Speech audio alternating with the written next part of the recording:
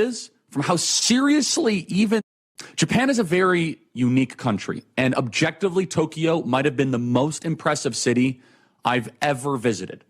From how clean it is, from how seriously even the just everyday workers take their job. The bus drivers wear white gloves, they bow when you go on, they take their little jobs so seriously. But there is an effort underway in Japan, as there was a big effort underway in Europe and our country, to bring in a bunch of foreigners and to say, well, you know, they're Japanese too. Japan could maybe assimilate 10 Pakistanis or 100 if they didn't take any more right away. But 1 million? And we know they're not assimilating at that point. And we saw a little bit, you know, just a little bit in Tokyo, you know, Mohammedan there, Mohammedan here. Like, ooh, that's interesting. I didn't know I was in Paris. I didn't know I was in London. But the point is this: if you do not have a picture of national identity, then you're going to be in a lot of trouble. Now, America's picture of national identity is different than Japan's. Japan is tied to their ethnicity, and that's okay. It works for them, and it's unbelievably impressive. We have a different picture of national identity. We are, of course, a people and also a propositional nation. We're both. Japan is something different, though, and they should be allowed to be different. Japan is not a propositional nation. Japan is a people. They are an ethnicity. They are a genealogy. And it's worked incredibly well for them. They are one of the oldest and greatest cultures and civilizations. But isn't it just so striking, as you're looking at a picture of Tokyo right there, isn't it so striking that the globalist forces, they want to try to destroy any culture, any city that is working and functioning. So there's a major movement in Japan. It's called the Sanseido Party that is ascendant, and they are calling out the private, quiet infiltration of foreigners into Japanese society. And I'm cheering them on, because here I am as an American wanting Japan to remain Japanese. It would be a demerit for the planet. It would be a demerit for the world if all of a sudden Japan fell the same way that Paris fell. And they do things differently.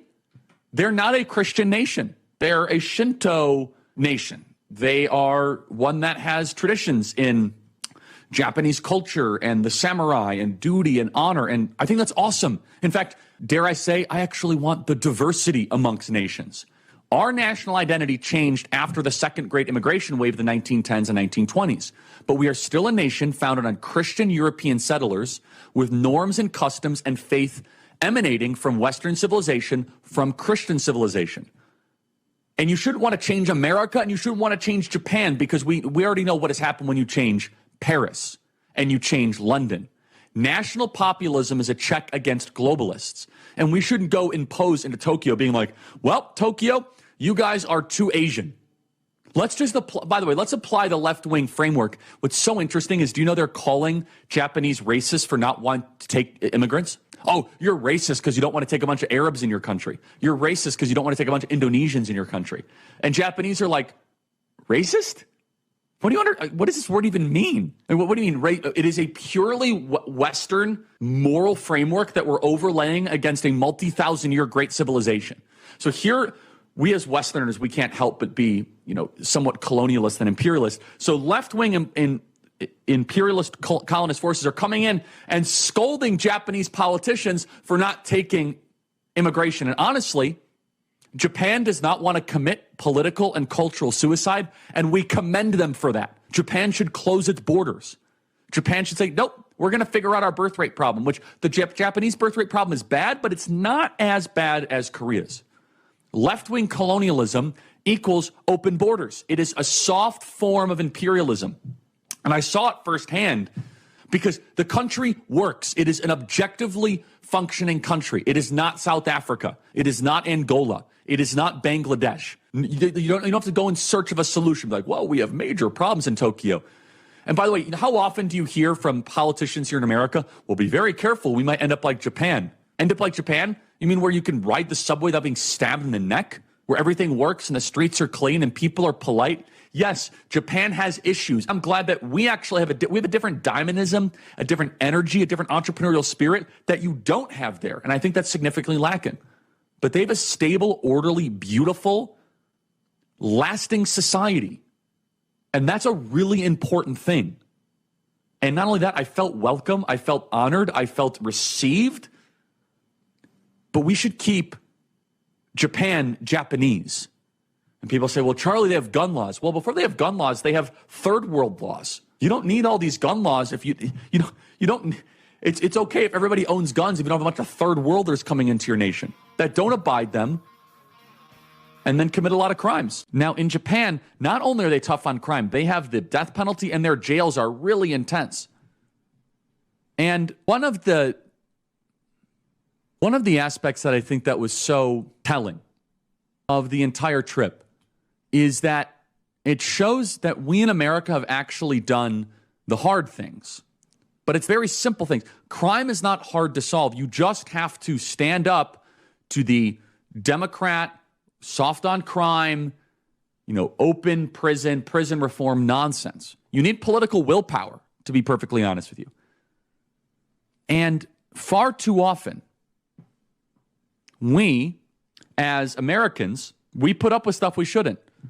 Now, the left say, well, gun laws are why Asia is so safe. Now, mind you, I'm not even getting into the fact that the no gun crime. How does the left then explain the no muggings, the no stabbings, the no graffiti, the no homeless, and the no bums? How do you explain that? Let me tell you right now, Japan has no lack of knives. You go to any sushi restaurant, they're everywhere.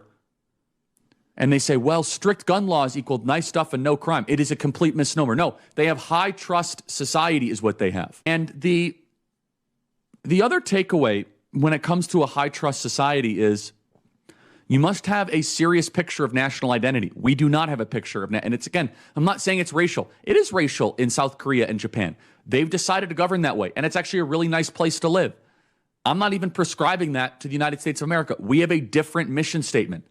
We are both a people and a proposition. Some people don't like that we're a proposition, but part of our national compact is propositional. It's not simply just a people. But if you are only a propositional people and you are not a people at all, if you're just a proposition and not a people, you don't have a nation. If you're just an idea, I used to believe this garbage like 10 years ago. America is just an idea. Not true. By the way, these are just pictures of luggage sitting unattended outside convenience stores in South Korea. Let me show this to you. Do you think this has anything to do with gun control? People just leave their stuff out and open outside of a convenience store in South Korea. Look at that. You just leave your luggage. You're going to go shopping, you just leave your stuff. No one's going to take it. Literally, we were at the South Korea airport, and Blake and I walked around. I was like, Blake, where's your bag? He's like, oh, I left it at the airport. I left it at the gate. So what do you mean? He's like, yeah, no one's going to take it. So you just leave your stuff laying around. Does gun control have anything to do with that? Is that having to do with gun control to the American left? No. It's about a high trust society. You just leave your bags around. No one cares. It's just because no one's going to take it. It's a civilized society. We could live this way. We decide not to. We decide to live in this high crime infested, violent, third world place. And again, we are the greatest nation ever, but this is a problem. We shouldn't have to live when it comes to crime. These are basic quality of life issues where you can just have a big roller bag and be like, yep, I'm just going to leave it out here. I don't need to guard it. They don't have an attendant. They don't have a security guard. They have one thing that we do not have. They have a high trust society, and we should try to restore it.